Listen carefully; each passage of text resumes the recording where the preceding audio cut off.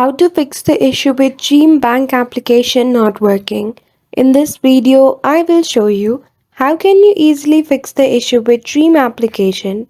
So without any delay, let's get into it. For that, firstly, you need to head towards Google Play Store or Apple Store if you are an iOS device.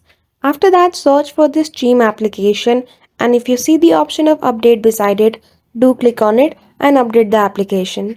After that, now you need to go to the settings of Chime application. So for that, tap and hold on the app icon of this application and go to app info. After that, there you will see the option of storage. Simply click on it and click on clear cache. Once you clear the cache, the application will now run smoothly, as sometimes collected cache can also affect its performance.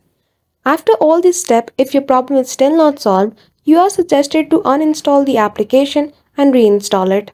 After installing the application again, log in with your details and you will see the issue has been solved. So that's it.